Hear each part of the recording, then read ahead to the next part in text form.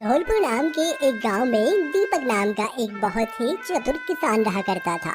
वह हर साल मक्के की खेती किया करता था, पर कुछ शैतान बंदर हर साल ही उसकी मक्के की खेती का कुछ हिस्सा खराब कर दिया करते, जिस वजह से उसका नुकसान हो जाया करता। ऐसे ही एक दिन खेत में, हे भगवान मैं क्या करूं, हर साल ही ये बंदर मेरी मक्के की फसल को खराब कर देते हैं। लगता है अब घोड़े को घास से दोस्ती करनी होगी, तभी कुछ हल निकलेगा। करूं तो क्या करूं? दीपक इतना बोल ही रहा होता है कि तभी उसके पीछे से राजू नाम का एक बंदर आके बोलता है, अगर तुम चाहो तो मैं तुम्हारी मदद कर सकता हूँ। सारे बंदरों का डॉन हूँ मैं, कोई ऐसा बंदर नहीं है जो मेरी बात ना माने। पर तुम मेरी मदद क्यों करोगे? तुम तो अपने साथियों का साथ दोगे ना। कायदे से तो देना चाहिए, पर वो क्या है ना, मेरी बंदर पलटन के बंदर खाते कम और बर्बाद ज्यादा करते हैं। अब इसलिए मुझे पसंद नहीं है ये लूटपाट मचाना। तो तुम मुझसे क्या चाहते हो? देखो सीधी सी बात है, तुम मुझे मेरे हिस्से के पेट भरने के डेली के मक्का दे देना और मैं तुम्हारी खेतों की देखभाल करूंगा। बोलो मंजूर है?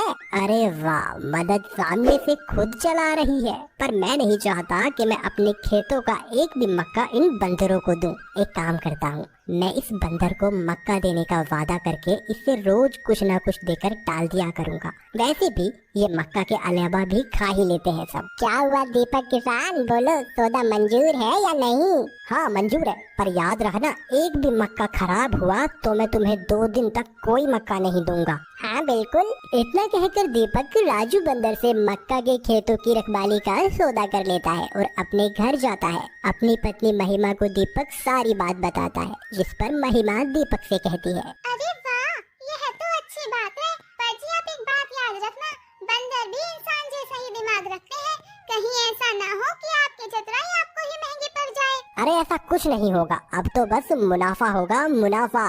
अगले दिन से राजू बंदर दीपक के खेतों में पहरा देना शुरू कर देता है। राजू को देखकर बाकी कोई भी बंदर दीपक के साथ साथ उसके आसपास के खेतों में भी हाथ पैर मारने से डरते हैं और भीगी बिल्ली जैसे वहाँ से चले जाते हैं। शाम होती है और दीपक खेतों में आता है तब, अरे वाह, मान गए राजू बंदर तुमको, तुम तो बड़े काम के निकले। आज तो एक भी मक्का खराब नहीं हुआ है। अरे राजू का नाम ही काफी है खौफ के लिए। चलो अब जल्दी से मेरे कहे अनुसार मुझे मेरे हिस्से के मक्के दे दो। हाँ हाँ यह लो। यह क्या है? ये तो सब पके हुए मक्के हैं दीपक किसान, और ये मक्के तो तुम्हारे खेत के भी नहीं है। कहाँ से लाए हो ये? अरे वो ये मेरे दोस्त ने दिए हैं, अब मेरे भी किसी काम के नहीं है तो मैं तुम्हारे लिए ले आया। मेरे खेत से तुम कल ले लेना। ठीक है दीपक किसान, कल मिलते हैं। अब इतना कहकर राजू बंदर वहाँ से मक्का लेकर चला जाता है और दीपक जाते हुए बोलता है, आया बड़ा मुझसे सौदा करने। अरे मेरे खेत का एक भी मक्का मैं किसी को नहीं दूंगा। मैंने मंडी में फैले हुए मक्का उठा लिए थे जो वैसे भी किसी काम के नहीं थे। अब कल का कल देखते हैं। ऐसे ही वक्त गुजरता जाता है और हर दिन दीपक राजू को अपनी चतुराई से ठगता जाता है और राजू बेचारा चुपचाप अपने कहे सौदे के अनुसार दीपक के खेतों की रखवाली करता जाता है। ऐसी ही एक शाम, लाओ दीपक किसान, आज कोई बहाना नहीं चलेगा, आज तो तुमको मक्का देना ही होगा। हाँ हाँ ले लो। इतना कहकर दीपक राजू को अपने खेत के 2 मक्के निकाल कर दे देता है, जिस पर राजू बोलता है, ये क्या है दीपक किसान, इतना बड़ा खेत, इतनी सारी फसल और इतना थोड़ा सा दिल। अरे समझा करो ना, इस साल ही तो फसल अच्छी हो रही है, अभी यही रख लो, जब अच्छे से पक जाएगा फिर खूब सारा मक्का दूंगा मैं तुम्हें। हाँ ठीक है, पर याद रखना डॉन हूँ मैं, जो चाहूँ वो कर सकता हूँ, मुझसे चतुराई मत करना। अरे ना ना, कैसी बातें कर रहे हो तुम तो मेरे दोस्त हो, दोस्त से कोई चतुराई नहीं करता है। दीपक की बात सुनकर राजू 2 मक्के लेकर वहाँ से चला जाता है। ऐसे ही वक्त गुजरता जाता है और दीपक की मक्के की फसल पूरी तरह पककर तैयार हो जाती है और मंडी में जाने से एक दिन पहले राजू बंदर दीपक से कहता है, दीपक किसान अब तो फसल अच्छी हो गई है, पक भी गई है और कल कटाई होकर मंडी में भी चली जाएगी और तुमको दाम भी मिल जाएगा। अब मेरे हिस्से का मक्का भी मुझे दो। अरे अरे जल्दी किस बात की है, कल जब मक्का कटेगा तो तुम अपने हिस्से का सारा मक्का ले जाना, बस सुबह तक की ही तो बात है। ठीक है, इतना इंतजार किया है तो एक रात और सही। दीपक की बात सुनकर राजू वहाँ से चला जाता है और दीपक खुद से कहता है, अरे चतुराई करना दीपक के अंग अंग में है। आज रात की रात मैं ये सारी फसल कटवा कर बेच दूंगा और कल सुबह जब राजू आएगा तो उसे खाली हाथ जलील करके भगा दूंगा। वैसे भी मेरा क्या ही कर लेगा एक बंदर। जी आप ये गलत कर रहे हैं, राजू ने आप पर भरोसा किया है और आप ऐसे कर रहे हैं। अरे तुम ये सब मुझे मत सिखाओ। अरे इतने सालों तक उन बंदरों ने मेरी फसल को खराब किया है। एक साल अगर उन्होंने हमारी मदद कर भी दी तो क्या हो गया, और तुम चाहती हो कि मैं उसे अपनी फसल का एक हिस्सा दे दूं?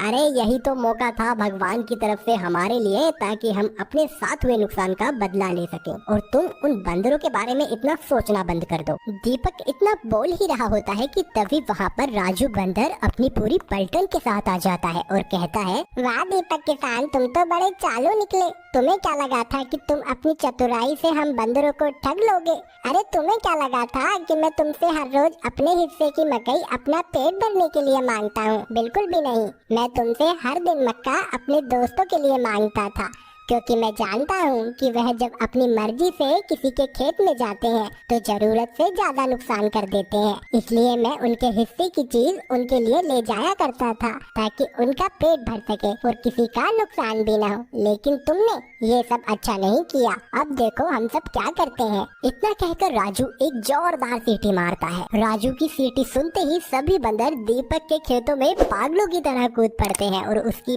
पक्की पक्की सारी मक्के की फसल एक एक दाना चुनकर अपने साथ ले जाने लगते हैं और पूरे खेत को एकदम खाली कर देते हैं, जैसे कभी वहाँ कोई मक्का उगी ही ना हो। यह सब देखकर दीपक सुन पड़ जाता है और बोलता है, मुझे माफ कर दो। ये सब क्या कर रहे हो? रोको अपने बंदरों को, ऐसा मत करो। मेरे साल भर की मेहनत खराब हो जाएगी। मेरा घर कैसे चलेगा? ये सब मत करो, मैं बर्बाद हो जाऊंगा। यह सब तो दीपक किसान तुम्हें अपनी चतुराई खेलने से पहले सोचना चाहिए था। अरे तुम्हारी बीबी समझदार थी, हम हर वक्त तुम पर नजर रखे थे। मुझे फिर भी लगा था कि शायद अंत तक तुम्हारे अंदर अक्ल आ जाएगी और तुम अपनी चतुराई से बाज आ जाओगे, लेकिन तुम नहीं माने। मैं जानती हूँ राजू, मेरे पति ने तुम्हारे और तुम्हारे बंदर की पलटन के साथ बहुत गलत किया है, लेकिन उसकी सजा तुम ऐसे मत दो।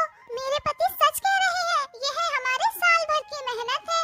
अगर तुम ऐसे ही सब कुछ ले जाओगे तो हम दोनों तो इस साल भूखे ही मर जाएंगे। भगवान के लिए हम पर थोड़ा तो रहम करो। दीपक किसान की बीबी, तुम समझदार हो। तुम हमेशा बराबरी के सौदे की बात करती हो, इसलिए बस तुम्हारे और सिर्फ तुम्हारे कहने पर मैं इस मक्के में से कुछ हिस्सा तुम्हारे लिए दे जाता हूँ, जिससे तुम्हारा साल भर का गुजारा हो जाएगा। लेकिन याद रखना दीपक, अगली बार इंसान हो या बंदर, चतुराई लगाने से पहले 10 बार सोच लेना। हाँ, मुझे माफ कर दो। मुझे अपनी चतुराई का अच्छा सबक मिल गया है। आज के बाद मैं कभी किसी